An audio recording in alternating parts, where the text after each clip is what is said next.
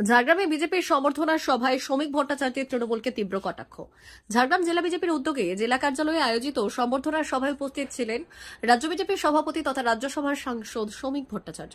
সাংবাদিকদের মুখোমুখি হয়ে তিনি রাজ্যের শাসক দল তৃণমূল কংগ্রেস এবং মুখ্যমন্ত্রী মমতা বন্দ্যোপাধ্যায়কে একের পর এক কটাক্ষে বিদ্ধ করলেন। তিনি বললেন, একটা রাজনৈতিক দল ক্ষমতায় এসে বলেছিল আমরা কিছু করতে পারি বা না পারি, আমরা ভয়মুক্ত পরিবেশ দেব, বাইক বাহিনী থাকবে না, ধান কাপড় বিতরণ থাকবে না, পঞ্চায়েত প্রার্থীদের তুলে নিয়ে যাওয়া হবে না।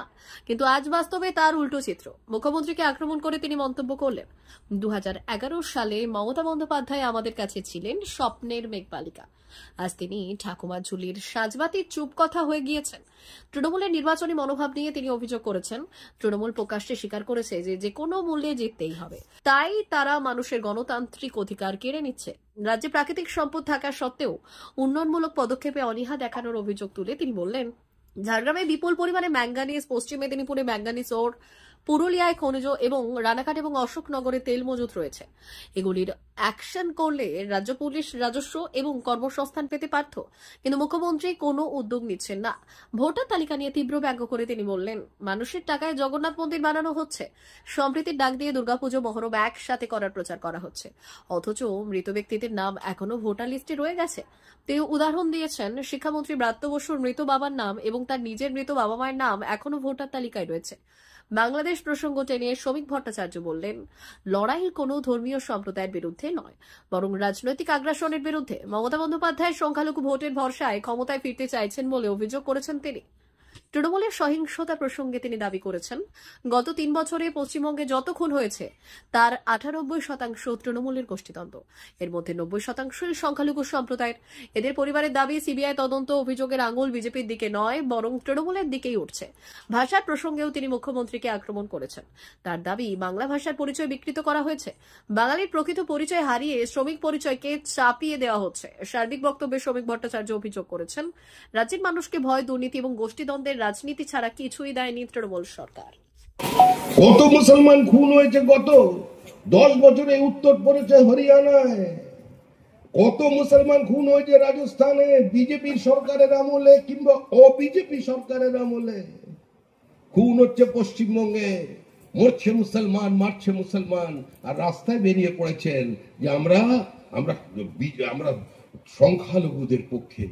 আরে সংখ্যালঘুদের পক্ষে আমরাও, কিন্তু যে ধর্মের মানুষের নিজেরা বলে যে ইসলামী যে রিলিজিয়ন অফ ব্রাদারহুড, সৌভ্রাতৃত্বের সম্পর্ক, এখানে ছোট বড় নেই, উচ্চ নিচ নেই, এক থালায় আমরা বসে ভাত খাই, তাদের আজকে জাতপাত দিয়ে ভেঙে টুকরো করে বলছেন তোমাদের চাকরি দেবো। আরে চাকরিটা দিতে গেলে তো পড়াশুনো করতে হবে। খারিজি মাদ্রাসায় পড়ে যেখানে বিজ্ঞান নেই, অঙ্ক নেই, ইংরেজি নেই, সেখানে আপনাদের পরিবারের ছেলেমেয়েরা হিন্দুদের সঙ্গে কম্পিট করে চাকরি পেতে পারবেন? এটা বাস্তবে কোনোদিন সম্ভব? 10 লক্ষ উচ্চ মাধ্যমিক পাস করেছে, এখনো পর্যন্ত কলেজে ভর্তি হতে পারেনি, কারণ ওই আটকে গেছে। যেভাবে 43টা রেলের প্রজেক্ট জমি জটে আটকে গেছে, ঠিক সেভাবে ওবিসি জটে মুখ্যমন্ত্রী এটাকেও জড়িয়ে দিয়েছেন।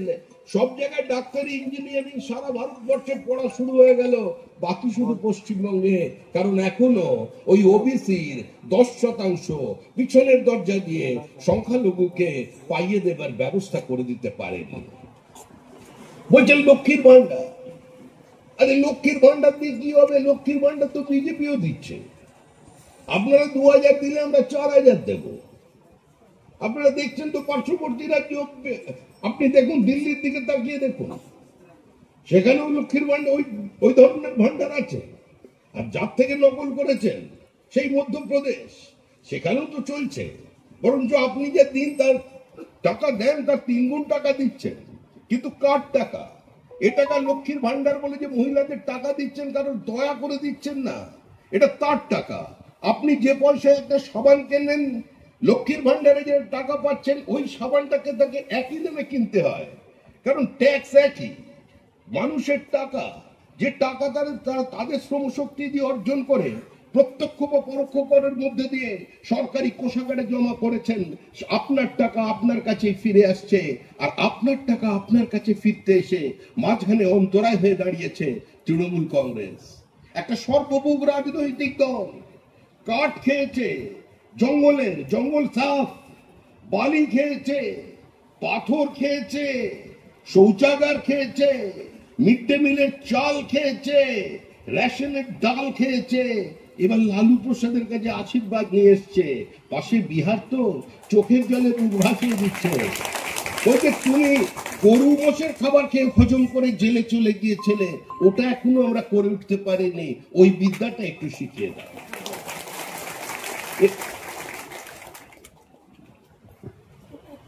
অদ্ভুত পরিস্থিতি। আজকে একটা সরকার চলেছে শুধুমাত্র আবগারি আর লটারির উপরে। একটা সরকার শুধুমাত্র চলেছে কেন্দ্রীয় সরকারের প্রকল্পের নাম বদল করে।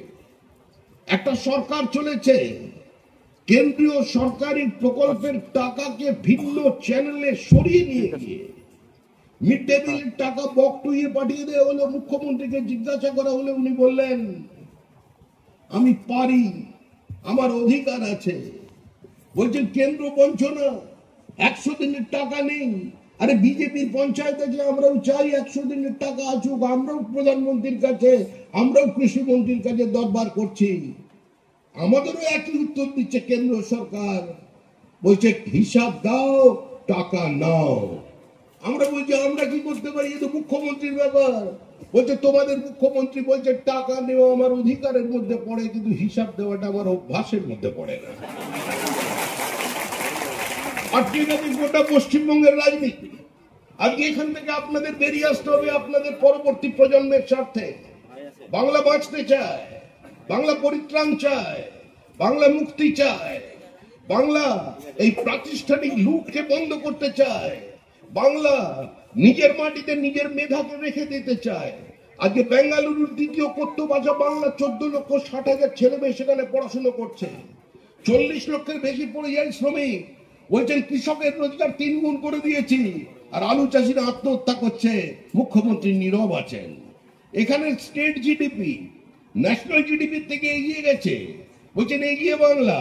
আর পশ্চিমবঙ্গের অবস্থা দেখুন, নতুন কোনো বিনিয়োগ নেই। কাগজে কলমে এমএসএমই 1 নম্বরে, কারণ লেখালেখিতে এদের মতো এক্সপার্ট কেউ নেই। চায়ের দোকান, চপের দোকান, মুড়ির দোকান, চাল বিক্রেতা সবাইকে এমএসএমই লিস্ট ইন্সপেক্টর দিয়ে ঢুকিয়ে দিয়েছেন। বলছেন এমএসএমইতে আপনারা 1 নম্বর। কোথায় কোন কারখানা কবে দেখেছেন? পশ্চিমবঙ্গে কোনো বিনিয়োগ নেই, কোথাও কোনো কারখানা নেই।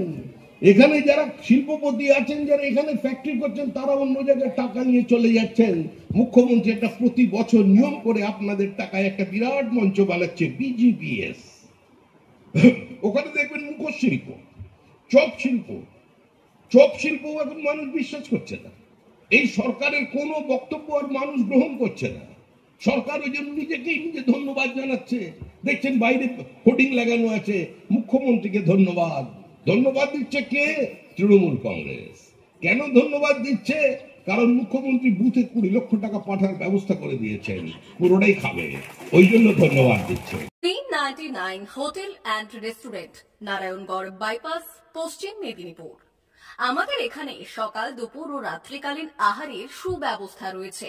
সকালের টিফিনে পাবেন স্ন্যাক্স, পরোটা, আলুর paratha, bread omelette, bread toast, dosa, idli, sambar vada সহ অন্যান্য আইটেম। দুপুরের খাবারে পাবেন ভেজ ও নন ভেজ আইটেম, লাউ চিংড়ি, চিংড়ি মালাইকারি ও ইলিশের নানান পদ, ভাত, খাসি ও মুরগির মাংস। রাতের খাবারে থাকছে একাধিক ইন্ডিয়ান ও নন ইন্ডিয়ান সুস্বাদু ও সুস্বাস্থ্যকর খাবার। সুলভ মূল্যে ও পরিচ্ছন্ন খাবারের একটাই ঠিকানা, P99 hotel and restaurant, Narayangarh bypass, Narayangarh, পশ্চিম মেদিনীপুর। বিশেষ দ্রষ্টব্য, আমাদের এখানে সকল অনুষ্ঠানে খাবারের অর্ডার নেওয়া হয়।